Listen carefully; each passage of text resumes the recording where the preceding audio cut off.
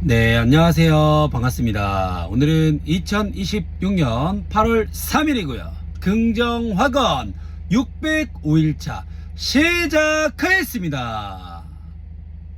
오늘은 태도에 관한 이야기에 대한 주제로 여러분들과 한번 공유를 드려보도록 하겠습니다. 어제 횟집을 방문했거든요.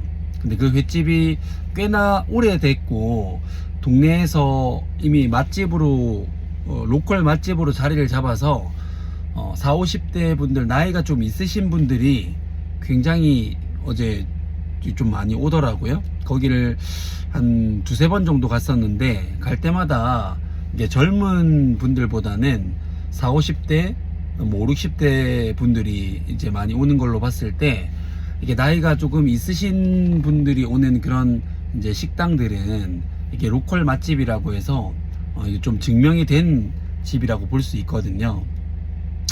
그래서 이제 저희도 거기를 좋아해서 어제 이제 방문을 했는데, 일단은 위생 상태가 생각보다 이제 좋지가 않더라고요. 근데 뭐 그거는 뒷 문제고, 뭐 냄새 나거나 뭐 이런 것들은 이제 뒷 문제고, 일단 맛은 그래도 괜찮으니까 그냥 저냥 뭐 괜찮았는데, 중요한 거는 이제 홀 서빙을 하시는 이제 이모님이 두 분이 계셨거든요.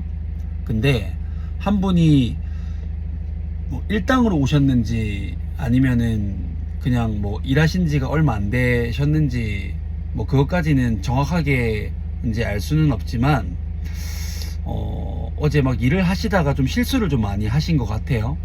그러니까 같이 일하는 그 다른 이모님께서 굉장히 많이 뭐라 하더라고요. 근데 그 같이 그리고 또 사장님도 되게 많이 뭐라 하시고, 그러니까 뭐 사장님이야 뭐, 근데 이제 그런 것들을 보면서 이제 단편적으로 봤을 때는 뭐 어떤 문제가 있어가지고 그렇게까지 화를 내시는지까지는 알 수가 없기 때문에 뭐 그런 행동들이 뭐 잘못되었다 뭐 이렇게 잘잘못을 따질 수는 없습니다. 그 입장이 되어보지 않은 이상 뭐 그 상황을 100% 알 수는 없기 때문에 뭐 그럴 수는 있는데요.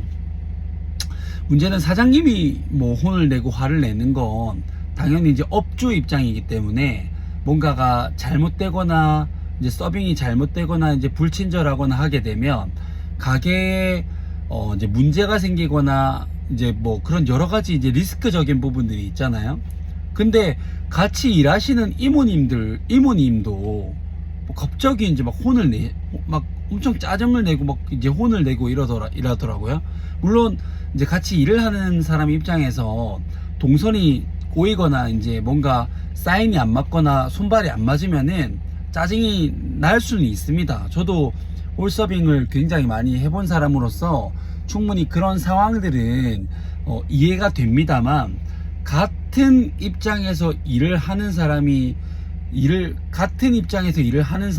그렇게 뭐라 하거나 텃세를 부리거나 이런 거는 저는 굉장히 좋지 않은 거라고 생각을 합니다. 근데 더 중요한 건 그 앞에 저희가 음식을 먹고 있는데도 그 앞에서 대놓고 그렇게 뭐라 하는 거는 더 하면 안 되는 거예요. 오히려 안 하는 것보다 오히려 더 위험한 그런 상황이라고 저는 생각을 하거든요. 차라리 뭔가 잘못된 부분을 지적을 하고 싶다면 그 손님상에 나갔던 그런 그릇이나 이런 것들을 다 정리를 하고 조금 안쪽으로 들어가서 그냥 조금 얘기를 하던지, 뭐 그런 것도 아니고 치우는 와중에 손님이 있는데도 들으라고 뭐 크게 그렇게 얘기를 해버리면 그런 거는 너무나 좋지 않다라는 거. 일을 못하는 뭐 그 분도 뭐 못하려고 뭐 못했겠습니까? 뭔가 적응이 안 되거나 경험이 없거나 아니면은 이렇게 나이가 조금 있으시다 보니까 뭐 그런 것들이 조금 이제 일반 젊은 사람들보다는 좀 느리겠죠. 그럴 수 있잖아요. 그러면은 그 분을 뭐 정리를 하든지 이제 그렇게 해야지, 뭐 이렇게 짜증을 내고 이렇게 하는 거는 정말 그 같이 일하시는 그 이모님의 그런 태도가 정말 그거는 저는 잘못되었다고 생각을 합니다. 이제 그렇게 되면 이제 그 만약에 조금 일을 좀 잘 못하시는 그 이모님 입장에서 이제 그만두시고 나면, 그 이모님이 이제 비 이모님이라고 봤을 때 그만두고 나면 정말 급한 상황에서 뭐 땜빵을 부르거나 용역을 쓰거나 이제 일당을 불러야 되는 그런 상황들이 음식점에서 일을 하다 보면 꽤 많이 일어납니다. 그러면 좋게 좀 잘 마무리해서 그렇게 이제 내보낸 그런 분들이 이제 주변에 많이 있으면 정말 급할 때 한 번씩이라도 불러가지고 그 하루를 스무스하게 넘어갈 수가 있는데, 저렇게 텃세를 부리고 태도적으로 뭔가 되게 막 안 좋게 하고 이래버리면 두 번 다시 그 나간 분들은 여기 이 매장을 쳐다도 보지 않게 될 거잖아요. 그러면은 그 분들도 정말로 여기가 횟집이 회가 맛있고 뭔가 여러 가지로 괜찮은 부분들이 있다고 하면은 일당으로 왔다가도 이제 또 손님이 될 수도 있는 거고, 또 이제 다른 데를 갔다가도 또 이제 급한 상황에 한 명을 써야 될 때 또 전화를 해서 부를 수도 있는 상황이고, 여러 가지로 그런 활용도들이 되게 많음에도 불구하고 이제 그런 것들이 없이 완전히 그냥 이제 극과 극으로 이제 치닫게 되면은 결국 가망 고객도 안 되고, 그 다음에 또 급할 때 부를 수 있는 또 그런 상황들도 안 되고, 여러 가지로 그냥 그렇게 대한다고 봤을 때 좋을 게 없다라는 거를 저는 어제 그 회를 먹으면서 되게 많이 느꼈고 그러다 보니까 그런 위생적인 부분들이나 뭐 여러 가지로 음식이 늦게 나오는 부분들이나 뭐 여러 가지로 뭔가 조금 불만이 있었던 상황에서 또 그런 얘기까지 듣다 보니까 아무리 맛이 있어도 굳이 그런 얘기까지 들어가면서 우리가 여기에서 또 먹으러 와야 되나? 라는 좀 그런 생각들도 하게 되는 또 그런 식사 자리였거든요. 그래서 혹시 여러분들도 음식 장사를 하시는 분들이라고 하면은 아무리 일당으로 오시는 이모님이나 아니면은 뭔가 알바나 직원으로 뽑았는데 그 이모님이 좀 마음에 들지 않는다라고 하더라도 너무 그렇게 텃세를 부리거나 좀 대놓고 뭔가 면박을 주거나 아니면은 특히 손님이 있는 앞에서 거기서 뭐 혼을 내거나 짜증을 내거나 이제 그렇게 돼버리면 그런 사람을 대하는 그런 태도적인 부분에 있어서 이미 그 사람에게 그렇게 태도를 하고 이렇게 하는데 그런 분들이 어떻게 좋은 서비스를 손님들에게 할 것이며, 그리고 그런 마음가짐으로 어떻게 이 일이 원활하게 굴러가겠으며, 사장님조차도 아무리 뭐 칼을 잘 만지고 회를 잘 이렇게 썬다 하더라도 그런 마음이 탑재되어 있다면 그 맛이 더 올라갈 수 있는 거를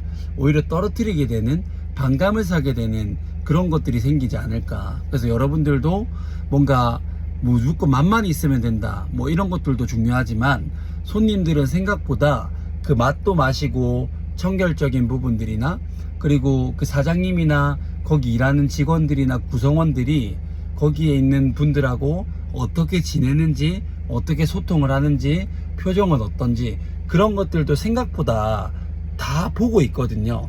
그런 것들도 무시를 못하기 때문에 이런 상황들을 한번 점검해보는 그런 시간들을 만들어 보시면 어떨까 생각을 합니다. 잘 모르겠다고 하면은 내가 직접 손님 자리에 앉아서 한번 그 가게를 쭉 한번 둘러보는 것도 꽤 도움이 된다고 생각을 하니까, 그런 부분들을 어제 그 회를 먹으면서 한번 이 내용들을 여러분들에게 좀 공유를 드리고 싶었던 그런 내용입니다. 제가 준비한 것은 여기까지고요. 첫 번째, 나는 나 자신을 사랑한다. 두 번째, 나는 내가 좋다. 세 번째, 나는 무한한 잠재 능력을 가지고 있다. 네 번째, 매일매일 성장하고 감사하는 삶을 살아가는 사람이 나 황치훈이다. 다섯 번째, 세상은 어차피 내 편이고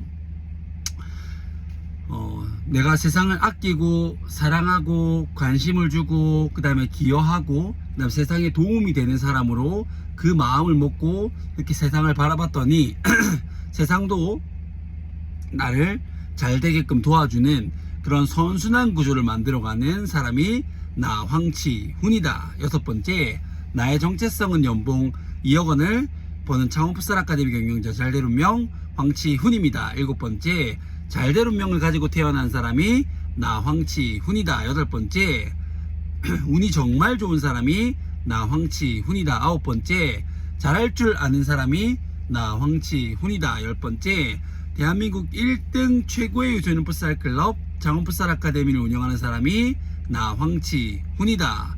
12번째, 11번째, 매출 5천만원 선수단 100명 상위 1% 풋살클럽 장원 풋살 아카데미를 운영하는 사람이 나 황치훈이다. 12번째, 땅 5천평 규모의 부동산 가치 100억원의 규모를 가지고 있는 풋살 이즈라이프 사업체를 운영하는 사람이 나 황치훈이다. 13번째, 산청군 최초로 유청소년 FK 실내 풋살 리그를 개최한 사람이 나 황치훈이다. 14번째, 이렇게